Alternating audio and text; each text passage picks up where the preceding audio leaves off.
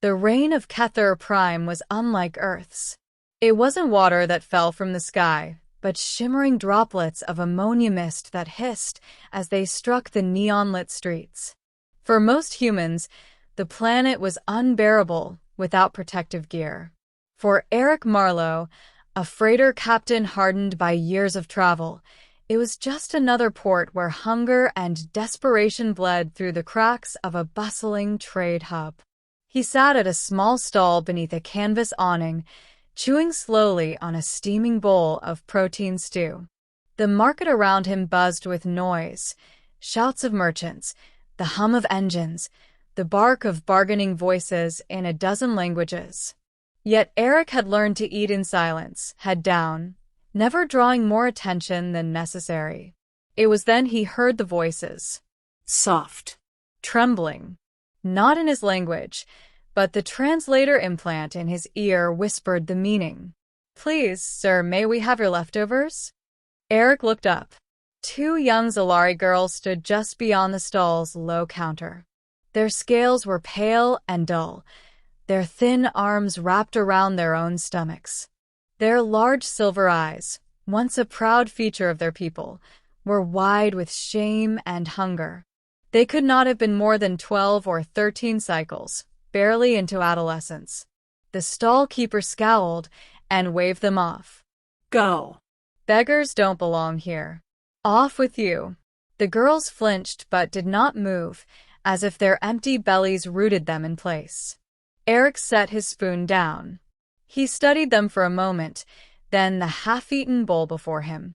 Without a word, he pushed it toward them. "Take it." They froze. The younger one shook her head. We asked only for scraps." Eric's voice was calm but firm. "Food isn't scraps. Eat." The stall keeper's face reddened. "Human, don't feed them here. They'll swarm like vermin if you encourage them." Eric turned his gaze on the man, his tone flat but dangerous. "Then you'll serve me another bowl." Something in his eyes silenced the protest. The two girls clutched the bowl together, sinking to the ground nearby. They ate with desperate speed, trying to restrain themselves, but unable to mask their hunger. Each mouthful was swallowed with gratitude written plain on their faces. Eric watched, saying nothing, until their trembling slowed. When they finished, he crouched beside them. "What are your names?" The older one bowed her head. "I am Syrah. This is my sister, Lyra." "Where are your parents?" Syrah's throat tightened. "Gone. Sold themselves to off-world mines for debts. We have nothing." Eric nodded slowly. He had seen this story too many times across too many worlds, poverty that devoured families whole. He stood. "Come with me." The sisters hesitated, fear flickering across their eyes. But something in his steady voice, his lack of judgment, pulled them to their feet. Eric led them through the rain-soaked streets to his freighter, the Arcadia's Hope. The ship wasn't large, but it was sturdy, home, in its own way. He brought them into the galley, the warm hum of the engine thrumming beneath their feet. "Sit." The girls obeyed, timid but curious. Eric began pulling supplies from storage, protein packs, dried vegetables, a jar of earth spices he kept for comfort. He worked with quiet efficiency, letting the sizzle of food fill the silence. Lyra whispered to her sister, "Why is he cooking more? He already gave us food." Eric overheard, but pretended not to. Soon, the galley was filled with the scent of simmering stew far richer than the one at the market stall. He set bowls before them, steaming and full. "Eat," he said simply. They stared at the food, then at him. "Is this for us?" Syrah asked. "All of it," Eric replied. "Eat until you're full. Then eat a little more." This time they did not hesitate. Tears welled in their eyes as they ate slowly, savoring each bite, as though afraid the food might vanish if they rushed. Eric sat across from them, eating his own portion. His gaze was steady, but not unkind. You'll stay here tonight. Tomorrow, we'll see what comes next. That night, after the girls had fallen asleep in the spare cabin, Eric sat alone in the cockpit, staring at the stars beyond the viewport. He remembered his own childhood, days of scraping by on Earth's lower orbit stations, where food was scarce and kindness scarcer. He remembered his mother sharing her last piece of bread with him and the vow he made when she died, that if he ever had the chance, he would not let another child go hungry. Perhaps, he thought, the universe had finally given him the chance to keep that vow. The days turned into weeks. Sarah and Lyra quickly grew stronger with regular meals and rest.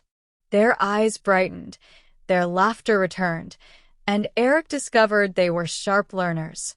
He began teaching them the basics of ship life, how to read navigation charts, how to repair minor systems, how to cook with human spices.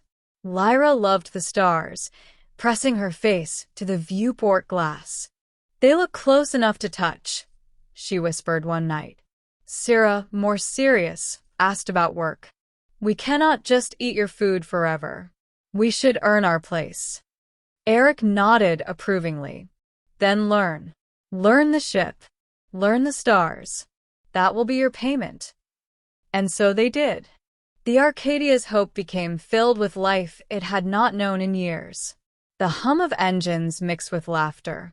The galley, once silent, now carried the scent of Zolari herbs blended with earth spices as the girls began to cook alongside him. For Eric, it was as though the ship itself had awakened from a long slumber. But not all looked kindly on what he had done. On a supply run weeks later, a port officer sneered when he saw the sisters trailing behind Eric. "You picked up strays, human? Zolari beggars? They'll drag you down." Eric's jaw tightened. "They're my crew." The officer laughed. "Crew? They're children." Eric leaned close, his voice low. "Children who will outshine you one day. Remember that." The officer scoffed but said no more. The sisters, however, heard every word, and for the first time in years, they felt something more than hunger. They felt pride. Months later, Eric stood in the cockpit as Sarah carefully guided the ship into orbit around a mining colony. Her hands were steady, her eyes sharp. Lyra sat beside her, calculating coordinates with precision. "You've both come far," Eric said quietly. Sarah glanced at him. "Because you fed us." Lyra added, her voice soft. "Not just food. You gave us a home." Eric's throat tightened, but he only nodded. "Then promise me this. Someday, you'll do the same for someone else." The sisters exchanged a look, then spoke together. "We promise." The Arcadia's hope left the colony behind, stars stretching endlessly before them. In the records of Kether Prime, no one remembered the two starving Zolari girls who once begged for scraps. But among the stars, aboard a freighter crewed by a human and two sisters who had once known only hunger, a new story was being written, one of kindness, of survival, and of family born not from blood, but from the simple act of sharing a meal. And so, it all began with a human who heard two alien girls beg for leftovers, and chose instead to truly feed their empty stomachs.